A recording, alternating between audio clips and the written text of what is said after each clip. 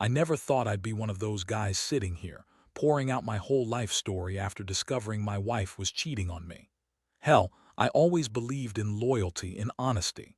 But life has a way of punching you in the gut when you least expect it. I'll try to keep this straightforward, no sugarcoating, because honestly, I'm still trying to process everything myself. Her name was Jessica. We'd been together for 5 years, engaged for almost a year. Things hadn't been perfect, sure, but I thought we had a good thing going. I was the guy who worked hard, paid the bills, tried to be understanding when she snapped at me for little things. Jessica was one of those women who always had an attitude, always convincing herself she was right. She was bitchy, yes, but I thought that was just her personality. She knew how to charm when she wanted, and she could be sweet when she needed to be. But underneath, I always sensed a kind of coldness, a layer of lies she kept hidden. The signs started subtly. She was more secretive with her phone, always rushing to the bathroom or bedroom to check messages. She'd make excuses about being busy or away on a business trip whenever I asked where she was or what she was doing. It didn't seem fishy at first. People have secrets, right? I figured she just wanted her space. But then I noticed her phone was more glued to her hand than usual, and her texts seemed more guarded. I brushed it off, telling myself I was just paranoid. We had a fight a few weeks back, nothing serious, just typical relationship stuff, and after that she started behaving weirdly. Then came the real shock. I was scrolling through her email because who doesn't do that when they feel like something's off? And I found a hidden folder. It was password protected, which seemed suspicious. I cracked it open and saw the strangest thing, a string of intimate messages. Not just flirtatious stuff here and there, but outright sex talk. And with her supposed business trip partner, my best friend Mark. The messages painted a clear picture. They'd been fucking behind my back for weeks, possibly longer. I couldn't believe it. It was like the ground had just fallen out from beneath me. They were meeting up late at night, texting dirty things, calling each other baby, talking about how great the sex was, how much they missed each other. I recognized some of the phrases. They were very specific, very intimate. I read enough to know they'd crossed a line I thought was unbreakable. And the worst part, Jessica lied about being away. She lied about so many things, and I'd fallen for it hook, line, and sinker. I kept thinking, how could she? How could someone I loved, someone I was planning to marry, do this to me just days before our wedding? I felt sick, angry, betrayed, humiliated. I couldn't even cry at first. I just sat there, staring at those messages, feeling everything I believed in slipping away. I don't even know when I started crying because I was so pissed off.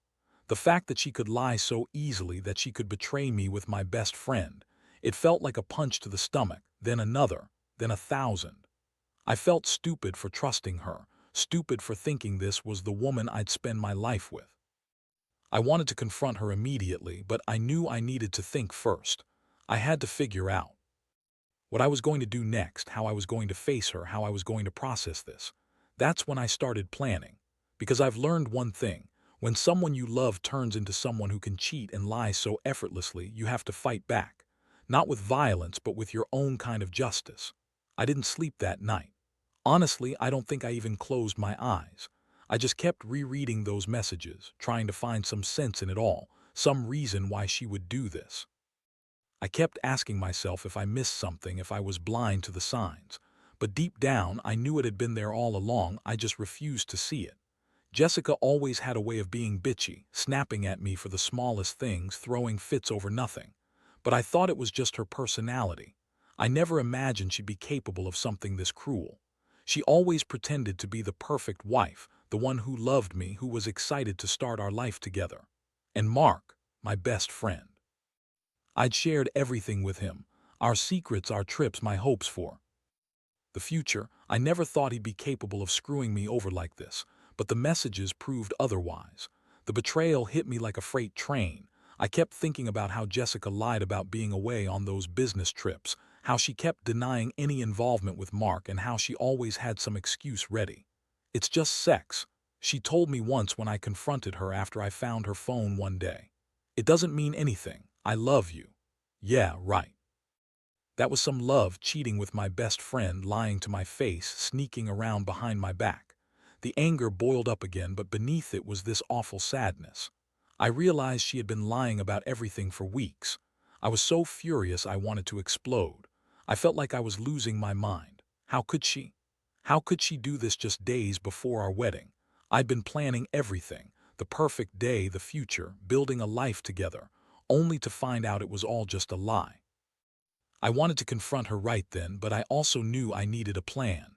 I had to get more proof, more clarity before I said anything. I didn't want her to gaslight me or spin some bullshit story. I needed to be ready. So I did what anyone would do, started digging deeper. I looked through other folders, tried to find any other evidence. I found some photos she'd taken with Mark, some of them explicit. It was sickening. Those weren't just innocent flirtations. It was raw, intense, and clear what was happening. I saw their private conversations about meeting up, about how they'd hide it from me, about how much they enjoyed betraying me. It made my stomach turn. I remembered all the times she'd snapped at me, the little lies she'd told about where she was, how she was acting distant lately, and now I knew why. The worst part was feeling so powerless. I wanted to scream, to punch something, to wake her up and make her see what she was doing. But instead, I just sat there, numb, trying to get a grip on the chaos inside my head. I started thinking about what I was going to do. I knew I couldn't let this go, not without some kind of response. I wasn't going to go down quietly, that's for sure. This wasn't just a shitty betrayal. It was a full-blown attack on everything I believed in. In the quiet moments that followed, I realized I had two choices. I could ignore everything, pretend it was a mistake, and try to salvage what was left, maybe get her to admit it, maybe forgive her. Or I could take control, expose her, and make sure she paid for what she did. Deep down, I knew what the right thing was. I was hurt, yes, but I also wanted justice. I wasn't going to let her keep lying, keep betraying me, and walk away like it was nothing. I had to do something, and I had to do it fast, because this wasn't just about a cheating wife. It was about my dignity, my trust, my life falling apart. The next morning, I woke up feeling like I'd been run over by a truck. My head was pounding, my stomach was in knots, and I kept replaying everything from the night before. I knew I couldn't just sit there and let this slide. I had to act, had to find a way to confront her on my terms. Jessica was still asleep when I got out of bed. The sight of her lying there, so innocent-looking, made my blood boil. She looked so peaceful, as if she hadn't just destroyed our future. I looked at her for a moment, then quietly grabbed my phone and started planning. I knew I had to be careful. Whatever I did, I wanted it to hit her hard. I needed to see her reaction, to make her realize I wasn't some fool she could lie to anymore. First, I made a list of what I knew for sure, her lies, the messages, the photos, the secret meetings. Then I started drafting a plan. I decided I would confront her with everything. No more hiding, no more pretending. I wanted her to see I had evidence, that I wasn't going to let her spin her way out of it. I also decided I'd record her reaction, get her to admit to everything. That way, I'd have undeniable proof. Before I could do that, I needed more evidence to ensure I'd cover all bases. So I went back into her email, looked at her recent activity, and found a slew of new messages, more explicit, more damning. They confirmed that Mark and Jessica had been planning to meet again that day. I also found out she was planning to leave town for a few days for some business trip, which she'd lied about. I felt a strange mixture of anger and relief.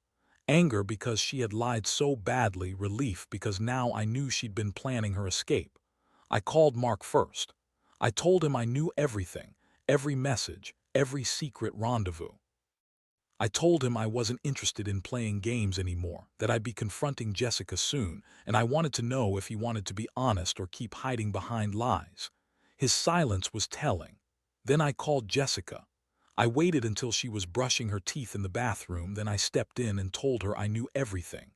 I told her I had all the proof, that I wasn't going to let her deny it anymore. Her face went pale, her eyes darted everywhere. She tried to deny it at first, spun some bullshit about how it was all a misunderstanding, how she didn't mean for it to happen. But I cut her off. I told her I didn't want her excuses, I wanted the truth, and finally she cracked. She looked at me with that bitchy smirk, trying to act like she was the victim. "You're overreacting," she said, voice dripping with contempt. "It's just sex. It doesn't mean I don't love you. Mark's my friend, so what?" I felt like I'd been punched in the stomach again. The audacity, the lies, the way she spat those words like they meant nothing. I looked at her, furious and broken all at once. I told her I was done listening to her bullshit. I said I wanted her out of the house by the end of the day. Her reaction was classic Jessica. She started screaming, calling me possessive, insecure, jealous. She told me I was crazy for thinking she'd do something so terrible. She told me I was ruining everything, throwing away what little she still wanted from this relationship. But I didn't care. I was past caring. I was sick of her lies, sick of her attitude, sick of her bullshit. I told her she could pack her bags and leave, that I never wanted to see her again. I wanted her out of my life forever. That moment was a huge shock for her, but she didn't go quietly. She spat more insults, threw some of her designer shoes at me, then stormed out of the house. I stood there watching her leave, feeling a strange mix of relief and despair. I had finally exposed her, finally taken control, but inside I felt hollow. The woman I loved had turned into someone I didn't even recognize. Mark, my best friend, my supposed brother, had betrayed me in the worst way possible. And I was left standing there, wondering how everything went so wrong so fast. After she left, I just stood there for a while, trying to breathe, trying to process what had just happened. My mind was racing, 1,000 thoughts crashing into each other. I had the evidence, I had her out of the house, but somehow it wasn't enough to make me feel better. Honestly, I felt worse. The betrayal was like a weight on my chest, making it hard to breathe, and the emptiness was overwhelming. I kept replaying everything, her lies, her attitude, the way she looked acting so innocent when I knew what she'd done. I knew I had to do something. Sitting around feeling sorry for myself wasn't going to fix anything. I started by calling Mark. I didn't even hesitate. I told him I knew the truth, exactly what he'd done with Jessica, how they'd lied, how they'd crossed every line. I told him I never wanted to see or hear from him again, that he'd ruined our friendship and I was done. His silence on the other end said everything I needed to hear. He finally mumbled some excuse about how it just happened and it didn't mean anything. I told him that was bullshit, that I knew exactly what went down and I didn't want his fake apologies. That was it. I blocked him. I don't need a friend who'd betray me like that. Next, I sat down and started to write everything out. I needed to get it straight in my head, all the pain, the anger, the shame. I realized that I'd been a fool for trusting her, for thinking we had something real. She'd lied to my face for weeks. And Mark, he'd been my best friend. I kept asking myself if I could ever forgive either of them, or if I even wanted to. The answer, I knew deep down, was no. I couldn't be with someone who'd cheat and lie like that. I couldn't keep pretending like everything was okay. But the worst part was facing what was next. I thought about calling a lawyer, about maybe getting some legal advice or even filing for divorce. I didn't want her to get away with it, not without consequences. The thought of her running off with Mark was sickening enough, but I also knew I'd have to protect myself financially, emotionally, everything. I felt like I was at the lowest point of my life, completely shattered, wondering how I ever got here. I kept asking myself, how do you pick up the pieces after someone you trusted so completely turns out to be a liar and a cheat? I took a deep breath, trying to steady myself. I knew I couldn't stay in that house. It was full of memories now tainted by lies and betrayal. I called a friend, told him what had happened, and he was surprisingly supportive. He told me to take all the time I needed, to stand tall and not let her or Mark get away with it. That's what I kept telling myself. No more hiding, no more pretending everything's fine. From that moment on, I knew I had to do whatever it took to move on, to rebuild, even if it felt impossible right now. So I packed a bag, left the house, and went to stay with my parents for a while. I didn't want to be alone with my thoughts. I just wanted to breathe, to figure out what I was going to do next. I've learned that betrayal cuts so deep, it's like losing a part of yourself. You question everything, your judgment, your worth, whether you ever really knew the person you loved. But I also know that I have to find a way to heal. I can't let her or Mark define me. That's the only way I'll survive this. Days turned into a week, and every morning I woke up feeling like I'd been hit by a truck all over again. The shock was wearing off, but now it was replaced with this gnawing emptiness and a ton of questions I couldn't answer. I kept replaying every moment, her lies, her attitude, the way she looked when she was caught. Every detail was burned into my mind, like a scar I could ignore. I told myself I should be angry, and I was, but underneath that anger was just a deep sadness I couldn't shake. I spent a lot of time alone trying to process what I'd learned. Honestly, I felt betrayed on every level by her, by Mark, and even by myself for trusting them so blindly. It's crazy how someone you love can turn into a stranger overnight. Jessica, with her bitchy attitude, her sharp tongue, and her constant lies, she was never the woman I thought she was. I kept thinking about how she'd always played the victim, acting innocent when she was the one who had been lying all along. I knew I couldn't stay stuck in this place. I had to make some decisions. So I started weighing my options. I thought about fighting for the marriage, about going to counseling, trying to fix what was broken. But every time I considered that, I remembered the messages, the photos, her dismissive attitude when I confronted her. She had made her choice, and I didn't see how we could come back from that. Plus, I didn't want to be with someone who could so easily lie, cheat, and call it just sex. That was not the woman I'd fallen in love with. One night I sat at my parents' kitchen table, staring at my phone, debating whether I should call a lawyer or just file for divorce. My mind was a mess. I knew I had to protect myself, financially and emotionally. I didn't want her to take everything, certainly not with Mark's help. I also knew I needed to cut her out of my life entirely. The thought of her trying to come back, pretending it was all a mistake, made me sick. She'd lied so much, I didn't know if I could ever trust her again, and honestly, I didn't want to. I reached a point where I realized I had to stop thinking about what could have been and start focusing on what's next. I was done with the lies, done with the betrayal, done with pretending everything was okay. I made a decision that night. I was going to file for divorce, get everything legally sorted, and start healing. I didn't know what the future held, but I knew I couldn't keep living with the ghost of her betrayal hanging over me. I needed to reclaim my life piece by piece, even if it hurt like hell. That night I drafted the initial paperwork, gathered all the evidence I needed, and contacted a lawyer. It was a small step, but it felt like a giant leap toward freedom. I told myself I'd survive this, even if right now it felt like I might never get past it, because I have to believe that someday I'll look back on this as the moment I finally took control, when I stopped being a victim of her lies and started rebuilding myself. That's what matters now. Moving forward, no matter how hard, no matter how much I hurt, I refused to let her or Mark ruin my life completely. The days that followed were a blur of legal appointments, packing, and trying to keep my emotions in check. The hardest part was facing the reality that the woman I loved, the woman I was going to marry, had been capable of such deception. Every time I saw her face in my mind, I felt a surge of rage mixed with heartbreak. But I also knew I had to stay strong for myself, for my sanity. I couldn't let her betrayal define me, even if it still haunted me every now and then. Getting the divorce finalized was a relief, but it didn't erase what had happened.